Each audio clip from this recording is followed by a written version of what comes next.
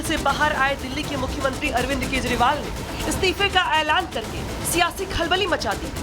13 सितंबर को तिहाड़ जेल से निकले अरविंद केजरीवाल आज पहली बार आम आदमी पार्टी के दफ्तर कार्यकर्ताओं को संबोधित करने आए और कार्यकर्ताओं को संबोधित करते हुए ऐलान कर दिया कि वो 2 दिन के बाद दिल्ली के सीएम की कुर्सी छोड़ने वाले हैं। आज मैं आपकी अदालत में आया हूँ, जनता की अदालत में आया हूँ, आपसे पूछने के लिए आया हूँ, क्या आप केजरीवाल को ईमानदार मानते हो कि गुनाहगार मानते हो?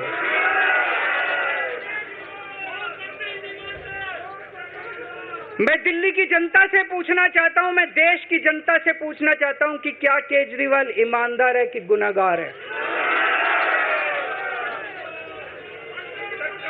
दोस्तों, 2 दिन के बाद, आज से 2 दिन के बाद मैं सीएम की कुर्सी से इस्तीफा देने जा रहा हूं।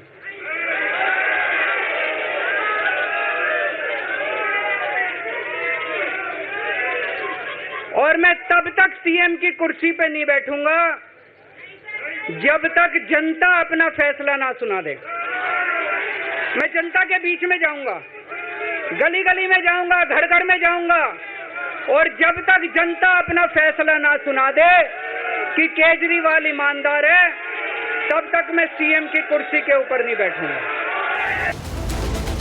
दिल्ली में अगला सीएम कौन होगा, केजरीवाल ने फिलहाल इसका इशारा भी नहीं किया, लेकिन उनके इस अप्रत्याशित ऐलान की टाइमिंग ने कई सवाल खड़े कर दिए, क्योंकि केजरीवाल ने फैसला ऐसे वक्त में लिया है जब हरियाणा का विधानसभा चुनाव सर पर है और इस चुनाव में आम आदमी पार्टी ने अपनी पूरी ताकत झोंक दी है।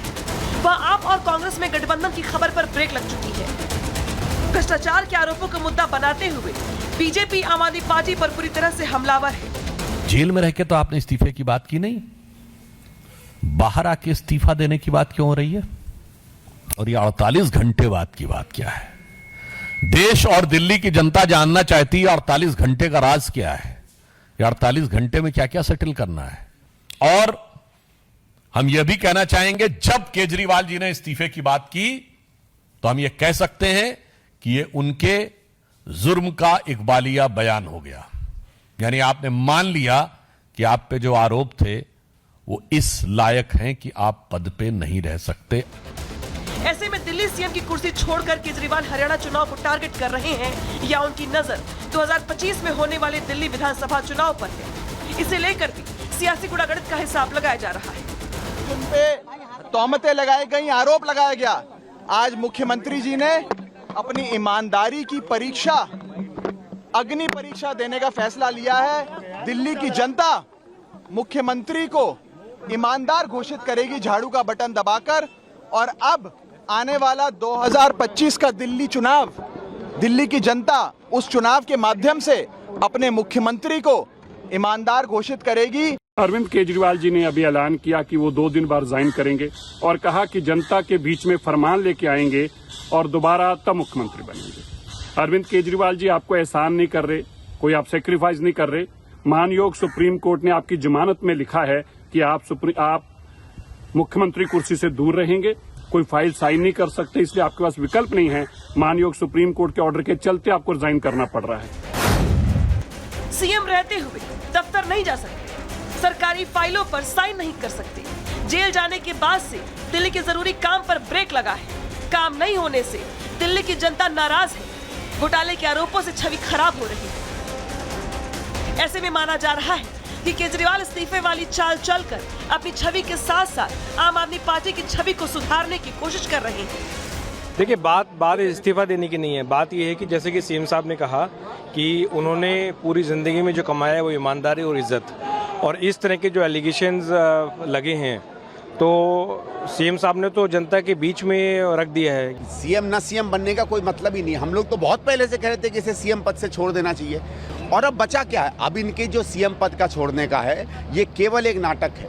देखिए, ये दुनिया के इतिहास में शायद पहली बार हुआ है कि कोई चुना हुआ व्यक्ति जो जेल जाता है, जब जेल से निकले तो उसको सुप्रीम कोर्ट कहे कि तुम खबरदार जो एक फाइल तक छुई या तुम कुर्सी पर बैठे। इसके बाद कोई नैतिकता नहीं बच जाती है केजरीवाल की, लेकिन केजरीवाल और नैतिकता में मुझे नहीं लगता है किसी भी तरीके आसपास का कोई संबंध है। बहरहाल राजनीतिक टिप्पणी टिप्पणी और सियासी गुणागणित अपनी जगह, लेकिन इसमें कोई दो राय नहीं कि केजरीवाल ने इस्तीफे की चाल चलकर एक बार फिर से अपना सबसे बड़ा दांव चल दिया है। अब देखना ये कि दिल्ली की जनता आम आदमी पार्टी के चश्मे से केजरीवाल को देखती है या फिर उनके दावों की पोल खोलती विपक्षी दलों पर भरोसा करती है। पूछना चाहता हूँ, मैं देश की जनता से पूछना चाहता हूँ कि क्या ब्यूरो रिपोर्ट, रिपब्लिक हजार है।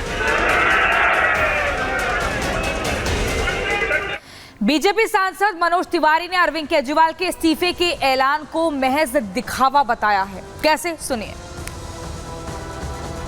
अरविंद केजरीवाल का इस्तीफा देने की घोषणा ये तो मात्र दिखावा है। अरविंद केजरीवाल को सुप्रीम कोर्ट ने लथेड़ के कुर्सी से हटाया। ये डिसीजन आना कि अब आप फाइल पे साइन नहीं कर सकते, बेल होने के बाद भी, जेल से बाहर आने के बाद भी आप चीफ मिनिस्टर ऑफिस नहीं जा सकते। It means you are no more a chief minister of NCT Delhi. आप मुख्यमंत्री नहीं हो।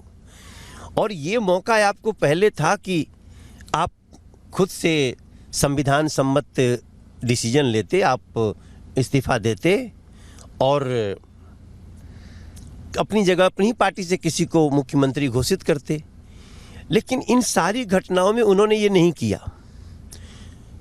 अब इसमें सवाल तो उठता है ना कि आपके अलावे किसी और पे विश्वास है कि नहीं, अपनी पार्टी में भी।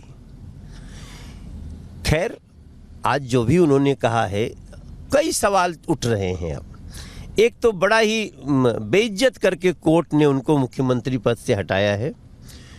आम आदमी पार्टी के जो नेता हैं वो हम कुछ बोलते हैं, बीजेपी कुछ बोलती है तो नाराज हो जाते हैं, बहुत सारे गालियां लिखते हैं।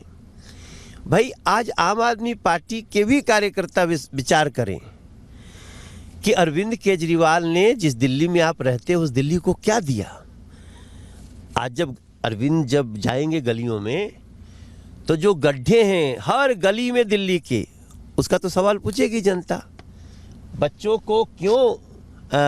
को शराबी बनाने की बात क्यों किया, ये सारी बात पूछेगी। और मेरा पूरा विश्वास है कि इन सवालों का जवाब देना ही पड़ेगा। आपको क्या लगता है ये पॉलिटिकल गिमिक है क्या? क्योंकि अभी तक उन्होंने फ्रंट रनर का नाम अनाउंस नहीं किया है, तो आपको क्या लगता है कि उनके फ्रंट रनर भी कौन होंगे? इसमें हमारा कोई इंटरेस्ट नहीं है, बीजेपी का कोई इंटरेस्ट नहीं है। हमारा इंटरेस्ट है कि दिल्ली के बच्चे शराबी न बने, दिल्ली के गड्ढे भर जाए, यही हमारा उद्देश्य है। उन्होंने अपने आप को भगत सिंह से भी कंपेयर किया। भगत सिंह का अपमान है, ये सारे शहीदों का अपमान है कि शराब घोटाले के आरोपी तुलना अपनी भगत सिंह से करें। इसका जरूर जनता इसका बदला लेगी।